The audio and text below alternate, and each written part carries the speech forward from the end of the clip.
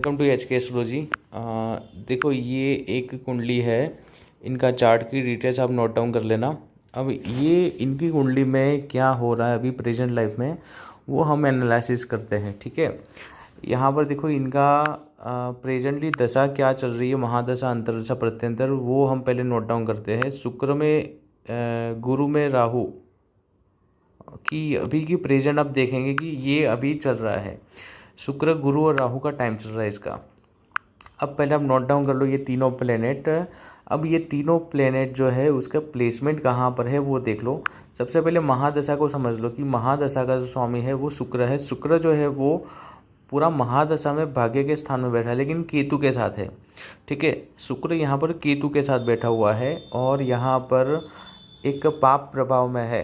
केतु एक पाप ग्रह है और जो महादशा का स्वामी शुक्र है वो एक नेचुरली बेनिफिशियल प्लेनेट है, लेकिन ये पाप ग्रह के साथ बैठा हुआ है। तो अब ये शुक्र वीक हो गया या फिर अब ये नेगेटिव फल भी दे सकता है शुक्र। ठीक है, शुक्र की हम ये लग्न के लिए हम देखें कि वो कौन से हाउस में उसकी राशि आ रही है, तो ये शुक्र की राशि उपचय हाउस में आ रहा है शुक्र। तो ये महादशा ग्रेजुअली अच्छा फल देगी, धीरे धीरे आगे चलकर अच्छा फल दे सकती है, लेकिन स्टार्टिंग का टाइम में नेगेटिव फल देंगे ये शुक्र की दशा में। और जो शुक्र का प्लेसमेंट हुआ है लग्न कुंडली में वो एक भाग्य के हाउस में है, लेकिन वो एक नेगेटिव योग बनाकर बैठा हुआ है शुक्र। ठीक है, ये लग्न कुंडली में इस तरह की बात है। उसके बाद गुरु देखो, गुरु यहाँ पर 8वें घर का स्वामी है गुरु, लेकिन ये 5वें घर का भी स्वामी है।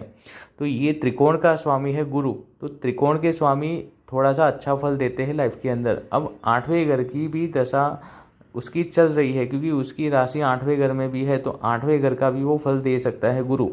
यहाँ पर बात क्या हुई कि शुक्र कमजोर है, शुक्र नेगेटिव फल दे सकता है। इसके बाद गुरु की एक राशि यहाँ भी आई है, तो वो भी एक नेगेटिव टाइम भी वो करवा सकता है ये वाले टाइम के अंदर। अब शुक्र गुरु में अब राहु आया। राहु देखो कहाँ पर है, राहु जो है वो तीसरे घर में बैठा हुआ है और ये यहाँ पर देखो वो तीसरे घर में शुक्र के राशि में बैठा हुआ है और वो शुक्र को देख रहा है। तो राहु यहाँ पर नेगेटिव फल दे सकता है। ठीक है, ये बात हुई यहाँ पर। और वो भी एक उपचय हाउस का स्वामी है, तो वो धीरे धीरे अच्छा फल देगा, स्टार्टिंग में नेगेटिव फल देगा। ये ओवरऑल जो बात हुई जो फल देने की, तो फल यहाँ यहाँ और यहाँ ये वाले सारे हाउस से फल दे सकता है सारे प्लेनेट। तो क्या हुआ यहाँ पर कि चौथे घर से परिणाम मिल सकते हैं इसको अभी प्रेजेंट टाइम में, तीसरे घर का परिणाम हो सकता है, 8वें घर का रिजल्ट मिल सकता है अभी इसको, 9वें घर से परिणाम मिल सकता है। उसके बाद क्या है यहाँ पर, यदि हम देखना चाहें कि क्या हो सकता है, तो ये घर की बात हो रही, ये थोड़ा सा लड़ाई झगड़ा वाली बात हो रही, यहाँ पर आर्ग्यूमेंट बात हो रही, यहाँ पर राहु भी है साथ में। यहाँ पर भाग्य का कमज़ोर होना और ये इसके स्पाउस की फैमिली होना, या फिर इसकी लाइफ में कोई परेशानी आ जाए घर के अंदर, क्योंकि 8वें घर का स्वामी यहाँ बैठा होने से ये इस तरह का माहौल करवा सकता है। ठीक है, तो ये अभी इसका माहौल इस तरह का है लग्न कुंडली का। वही प्लेनेट जो है जुपिटर है, वीनस है, राहु है, ये सारे प्लेनेट यहाँ पर देखो कहाँ है, तो वीनस की राशि एक यहाँ पर है, एक यहाँ पर है, वीनस खुद यहाँ पर बैठा है। राहु जो है 8वें घर में है और जो जुपिटर है वो यहाँ पर बैठा हुआ है। ठीक है, ये अभी इसकी नवमास कुंडली की बात हो रही है। अब देखो नवमास कुंडली का मैंने रूल्स बताया था कि नवमास कुंडली के अंदर 6, 8, 12 की दशा होगी तो 100% आपको नेगेटिव फल देगा वो टाइम पीरियड में। इनकी कुंडली में देखो कि जो जुपिटर और वीनस है वो दोनों देखो यहाँ की दशा है, 8वें घर, छठा और 8वां घर, छठा घर 8वां घर दोनों अभी एक्टिव है। अब थोड़ा सा और यहाँ से देखो कि शुक्र है वो लग्न का स्वामी यहाँ अष्टम घर में बैठा हुआ है, राहु के साथ है। छठे घर का स्वामी 8वें घर में है, वो भी एक अच्छी बात नहीं है। 8वें घर का स्वामी 7वें घर में बैठा हुआ है गुरु, और वो ये सारी चीज़ अभी दशा में एक्टिव है। तो अभी हम ये वाली कुंडली से हम क्या पता चलेगा कि इसको कुछ ना कुछ अभी बहुत सारी नेगेटिविटी आ सकती है इसकी लाइफ के ऊपर। ठीक है, अभी हम ऐसा बोल सकते हैं, क्योंकि ये लग्न का स्वामी 8वें घर में और वही दशा। अब देखो महादशा, अंतरदशा, प्रत्यंतरदशा, महादशा का वीनस की है, जुपिटर अंतरदशा में है और राहु प्रत्यंतर में है। इवेंट कहाँ से होगा, जुपिटर से होगा। अंतर्दशा जो होगी वहाँ से इवेंट होगा, मैंने आपको बताया था। तो इवेंट यहाँ से होने वाला है, इवेंट यहाँ से होगा, ठीक है। ये आप नोट डाउन करना कि इवेंट अंतर्दशा करवाएगा, और वो इवेंट जब कनेक्शन बनेगा वो प्रत्यंतर दशा होगा, वो वाला स्वामी से बनेगा इवेंट का कनेक्शन। तो कुछ ना कुछ ये बात हो रही है कि यहाँ पर स्पाउस को कुछ हेल्थ इश्यू हो सकती है, स्पाउस से कुछ लड़ाई झगड़ा हो जाएगी, सेपरेशन हो सकता है। ये जातक का मैरिज लाइफ के अंदर जो स्पाउस की फैमिली है उनके साथ ज़्यादा मन मुटाव हो सकता है, कुछ ना कुछ ये स्पाउस के ऊपर नज़र दोष, ये सारी चीज़ हो सकती है, ठीक है। बहुत टेंशन आ सकता है इसको, इसकी स्पाउस के साथ लड़ाई झगड़ा हो जाए, या फिर स्पाउस की हेल्थ इश्यू हो जाए, या फिर ये खुद जातक को परेशानी हो सकती है इसके स्पाउस की फैमिली से, ठीक है। ये क्लियरली दिख रहा है। इसके ऊपर कुछ जादू टोना भी हो सकता है, क्योंकि 8वें घर अभी एक्टिव है इसकी कुंडली में। तो देखो यहाँ पर आपको साफ साफ पता चल गया कि जो महादशा अंतरदशा प्रत्यंतर में राहु आया, तो बहुत सारी परेशानी अभी आ सकती है अभी प्रेजेंट टाइम में, ठीक है। कहाँ से आएगी, तो 8वें घर से आएगी, वो 100 बात है यहाँ पर। और 9वां कुंडली में शुक्र की राशि एक यहाँ है, शुक्र खुद यहाँ है, गुरु की राशि है, राहु भी यहाँ है, मतलब 6 और 8 हाउस अभी एक्टिव है ये 9वां कुंडली के ये वाली दशा में। तो बहुत क्रिटिकल टाइम है। आपको पता है कि प्रॉब्लम कहाँ से आएगी, जो अंतर्दशा का स्वामी है वहाँ से ही प्रॉब्लम आएगी, मतलब वही हाउस से जो चीज़ होगी वहाँ की प्रॉब्लम होगी, और जो प्रत्यंतर जो स्वामी होगा वो उसको कनेक्ट करेगा फल वहाँ से, ठीक है। तो परेशानी आएगी कि वो स्पाउस को परेशानी आ सकती है, या फिर इसकी मैरिज लाइफ की परेशानी आ सकती है 8वें घर से। 8वां घर क्या है, इसके स्पाउस की फैमिली है, मतलब कि कुछ ना कुछ स्पाउस की फैमिली का कनेक्शन इसको वाइफ के साथ होना, और वो कुछ ज़्यादा तनावपूर्वक बना दी इसके जातक के लिए, ठीक है। कोई ना कोई षड्यंत्र भी हो सकता है, ये सारी यहाँ से दिखता है आपको। मैंने जो आपको बताया महादशा अंतरदशा प्रत्यंतर, और उसमें जो अंतरदशा है वो इवेंट करवाएगा, और जो प्रत्यंतर दशा है वो इवेंट को कनेक्ट करेगा, वो वाले फल को। तो अभी प्रेजेंट लाइफ में ये जातक को सेम इश्यू हो रहा है कि इसकी जो वाइफ है, मैरिज लाइफ के अंदर वाइफ है, अब इसको मैरिज लाइफ की वाइफ में ये इसके लड़ाई झगड़ा करके ये अभी कहीं इसके स्पाउस खुद अपने परिवार में चली गई वापस, और इसके अभी डाइवोर्स तक की बात आ गई है, लड़ाई झगड़ा कोर्ट केस की बात आ गई है अभी के टाइम में। तो अभी प्रेजेंट हो रहा है, ठीक है। वो जो लड़की है घर चली गई अपने, और अभी डाइवोर्स की बात आ रही है, लड़ाई झगड़ा हो रहा है, ठीक है। पता नहीं अचानक से पूरा चेंज हो गया इसकी लड़की का पूरा मूड। तो ये 8वें घर की दशा है, ठीक है। षड्यंत्र होना और पता ना चले क्या हो रहा है, क्योंकि राहु की दशा है अभी का।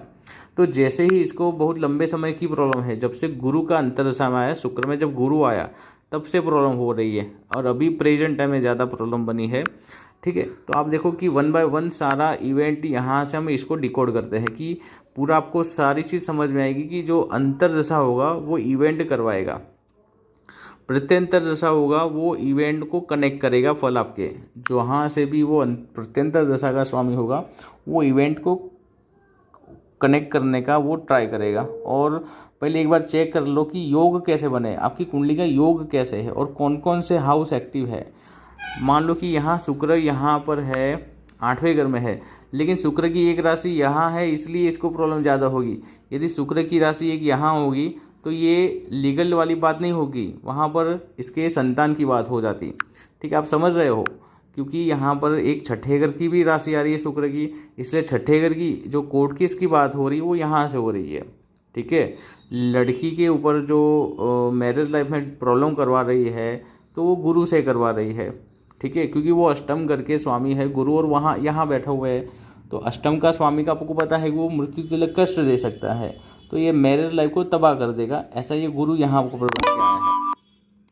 तो ये चीज़ आपको समझना है कि ये कैसे क्या हो रहा है, ठीक है, आपको वो पता चलेगा।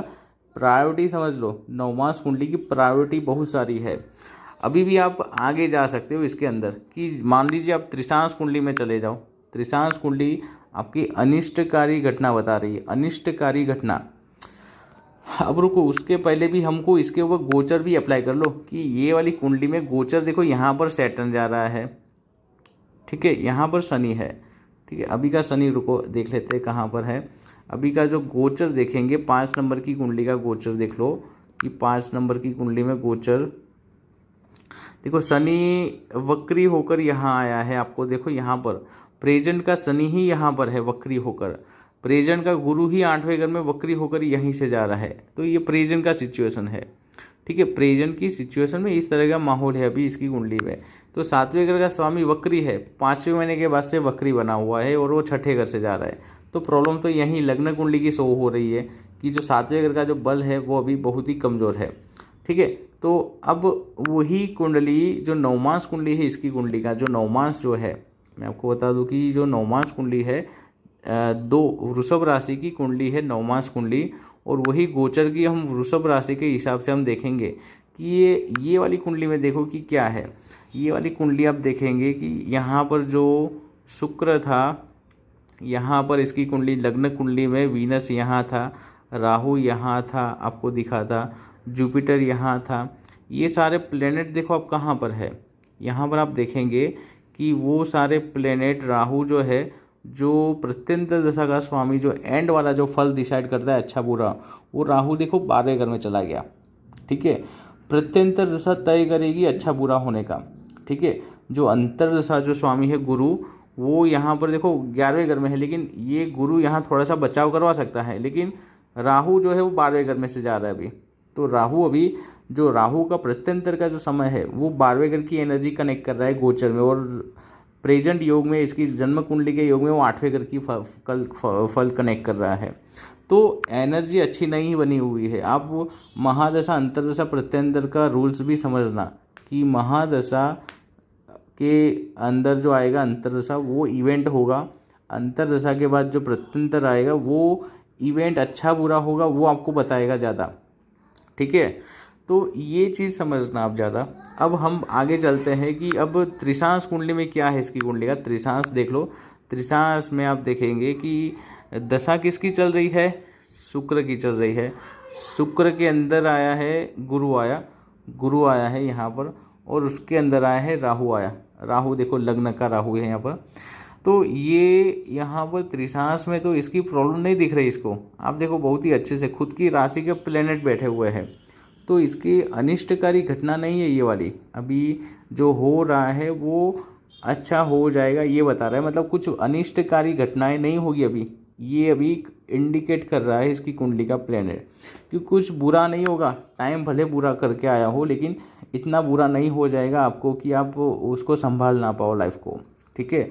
तो ये प्रेजेंट सिचुएशन इसका जो त्रिशांश कुंडली का चार्ट है वो साफ साफ बता रहा है कि इतनी बहुत सारी तबाही भी आ जाए, लेकिन ये वहीं का वहीं रहेगा, मतलब कुछ इसको असर नहीं हो पाएगी, इसको ज़्यादा परेशानी नहीं होगी। अब हम आगे बात करते हैं कि इसका सस्टेन कुंडली में क्या बात है कि इसका सस्टेन कुंडली देखो कि शुक्र की दशा है, गुरु की, शुक्र में गुरु आया और उसमें राहु आया। तो थोड़ा सा यहाँ पर जो 6ठे घर का जो योग बनकर आया है अभी कि शुक्र की अंदर खुद शुक्र गुरु की राशि आई है, और तो ये अभी थोड़ा 6ठे घर का भी प्रॉब्लम। तो ये पास कर्मा जो है D60 चार्ट वो यहाँ पर थोड़ा सा जो दशा के हिसाब से इसका अच्छा नहीं हो रहा है। अभी गुरु के अंदर जो आया है वो 6ठे घर लीगल मैटर भी करवा सकता है इसको। तो ये इसका आपको यहाँ से भी थोड़ा सा पता चलेगा कि ये भी एक अच्छी दशा नहीं मानी जाएगी।